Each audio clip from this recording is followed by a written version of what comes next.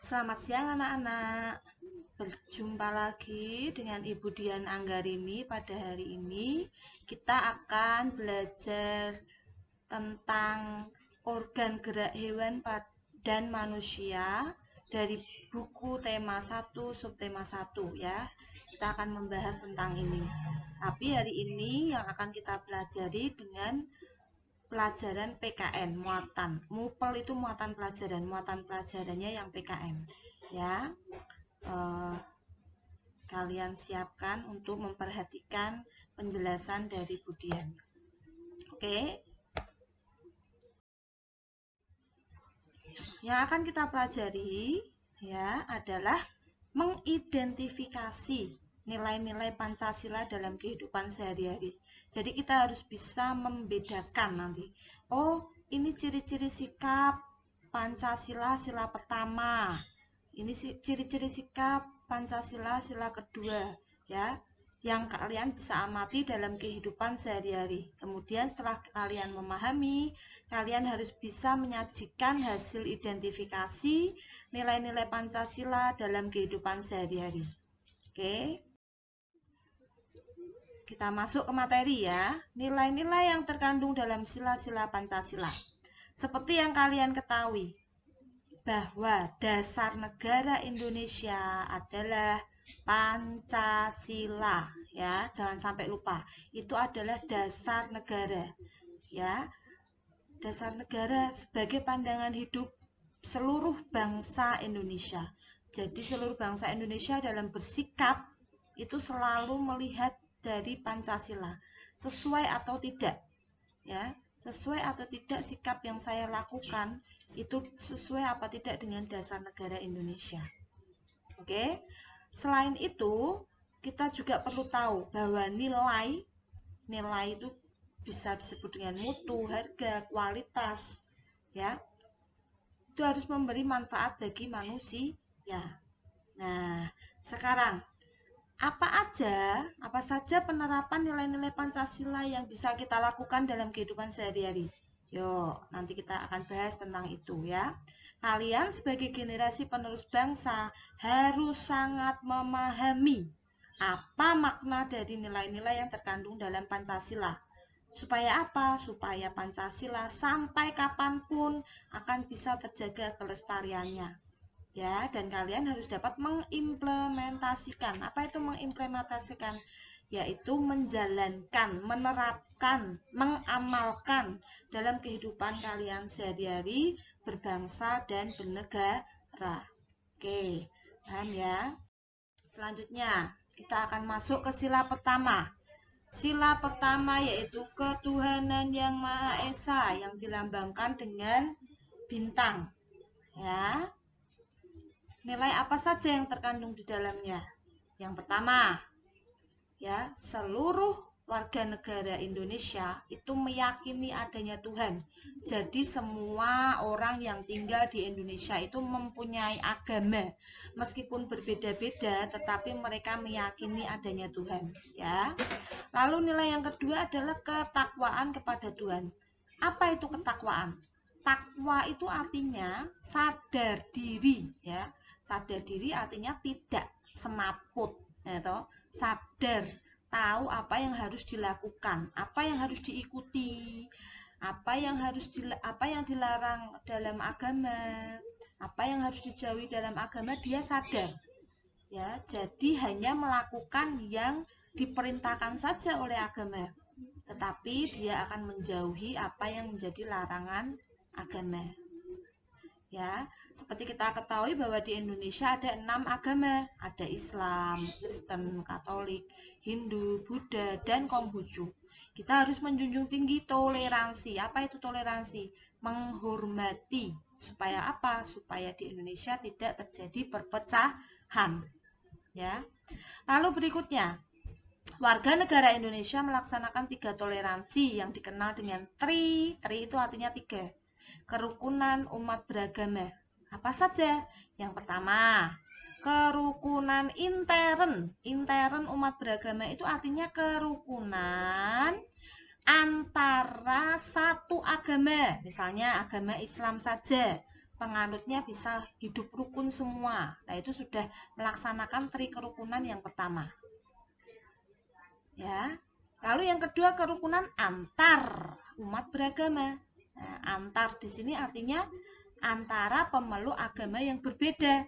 Misalnya, umat muslim bisa bergaul dengan rukun dengan umat Buddha atau dengan umat Katolik atau dengan umat Kristen, berarti sudah melaksanakan tri kerukunan yang kedua. Lalu yang ketiga, kerukunan umat beragama dengan pemerintah. Artinya semua umat beragama apapun agamanya harus menjalin hubungan yang harmoni dengan negara atau pemerintah. Ya. Dan yang terakhir, kebebasan memeluk dan menjalankan agama tanpa paksaan. Ya, ini perlu digarisbawahi ya di sini ya. Tanpa paksaan. Tanpa paksaan itu artinya kalian tidak boleh memaksa, ya. Tidak boleh memaksa. Nah, ya kalau kalian beragama Hindu misalnya, tidak boleh memaksa temannya untuk kamu beragama Hindu ya. Nah, itu tidak boleh ya. Jadi harus memeluk dan menjalankan agama sesuai dengan hati nuraninya masing-masing. Oke ya, itu adalah nilai-nilai yang terkandung di dalam sila pertama. Lalu kita akan lanjut ke sila kedua. Nah, sila kedua kalian masih ingat bunyinya? Kemanusiaan yang adil dan beradab. Ya, yang dilambangkan dengan pohon beringin ya, yang dilambangkan dengan pohon beringin. Nah, nilai apa saja yang terkandung di dalamnya? Yang pertama adalah namanya saja adil ya. Adil berarti harus sama. Apa yang harus sama? Derajat antara setiap warga negara. Nah, warga negara itu ada yang miskin, ada yang kaya, semua harus diberlakukan dengan cara yang sama. Kita tidak boleh membeda-bedakan.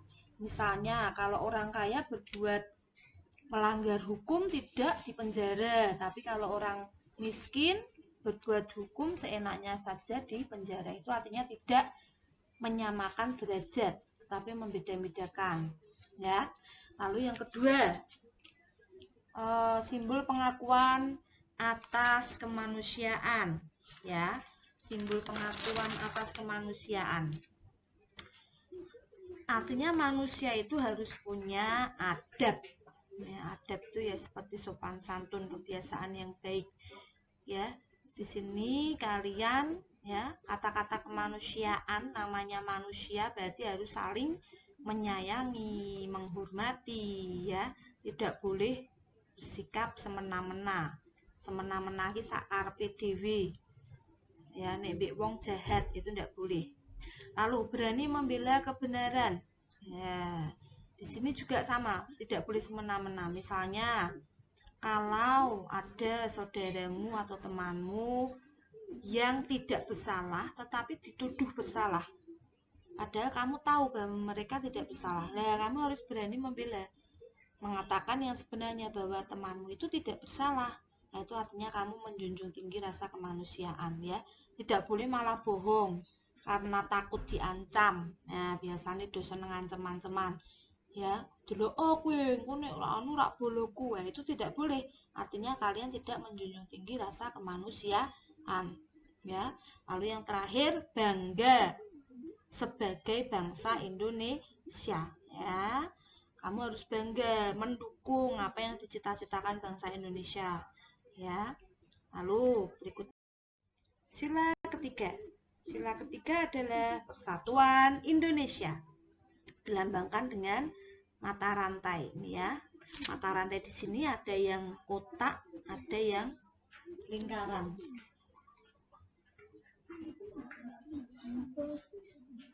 Ya, lalu di sini nilai-nilai yang terkandung adalah sikap rasa persatuan dan kesatuan.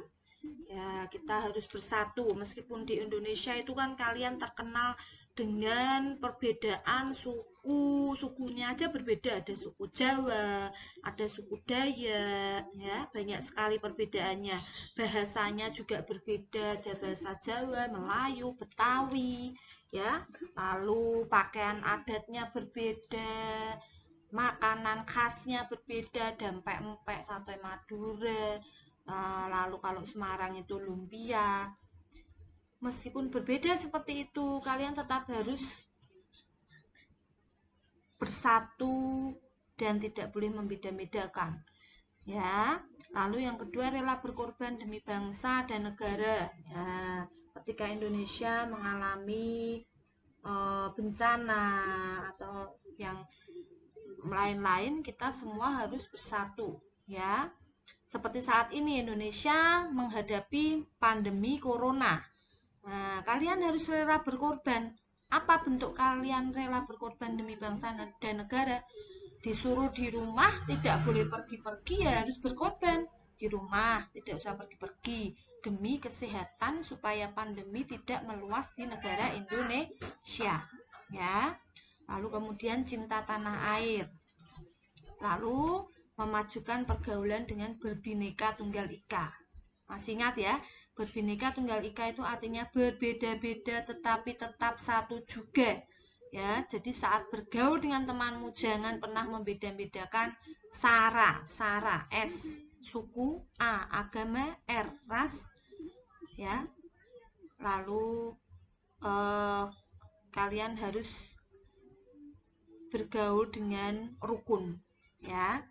Berikutnya sila keempat, kerakyatan yang dipimpin oleh hikmat, kebijaksanaan dalam permusyawaratan dan perwakilan. Nah, nilai-nilai apa saja yang terkandung dalam sila keempat? Sila keempat itu dilambangkan dengan kepala benteng, nih ya. Ternyata di sini nilai yang dijunjung tinggi adalah kedaulatan di negara Indonesia itu berada di tangan rakyat. Jadi meskipun di Indonesia dipimpin oleh Pak Presiden, yaitu Bapak Jokowi ya, tetapi di dalamnya ada perwakilan rakyat, DPR, Dewan Perwakilan Rakyat. Nah, dia menampung nyimpen aspirasi rakyat. Rakyat ingin seperti apa? Nah, disampaikan, nanti ditampung, lalu dibahas di dalam rapat. Jika memang aspirasi itu sesuai dengan Pancasila, maka pasti akan diwujudkan. Tapi kalau tidak sesuai ya tidak boleh ya. Lalu yang terakhir, mengutamakan musyawarah dalam mengambil keputusan. Jadi setiap kita mengalami masalah harus diputuskan di dalam musyawarah dengan menjunjung tinggi asas kekeluargaan. Di sini kita tidak boleh egois, tapi harus menjunjung tinggi nilai kekeluargaan. Ya, kita harus mementingkan kepentingan bersama. Kemudian yang terakhir, keadilan sosial bagi seluruh rakyat Indonesia. Ya.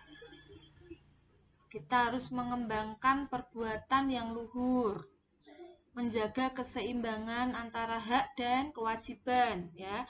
Jangan hanya ingin menerima haknya saja, tapi juga menjalankan kewajiban. Misalnya kalian seorang siswa kepingin mendapat nilai, tapi kok tidak pernah menjalankan kewajibannya mengerjakan PR, ya tidak bisa. Semua ini harus seimbang, ya. Perbuatan-perbuatan yang luhur itu bisa berupa apa? Ya kita saling menolong, ya, membantu, tidak seenaknya sendiri, mau bergotong royong, ya, itu termasuk dalam nilai-nilai sila dalam Pancasila. Dan kita harus mewujudkan kemajuan yang merata, ya.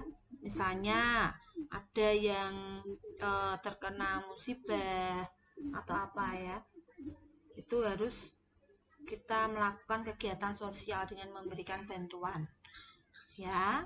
Sila kelima ini dilambangkan dengan padi dan kapas. Dari pembahasan Budian nanti tolong dicermati, dilihat berulang-ulang. Barangkali ada yang ditanyakan, nanti bisa bertanya. Setelah ini Budian nanti akan memberikan soal latihan yang harus kalian kerjakan. Oke anak-anak, semangat belajar ya meskipun di rumah. Terima kasih.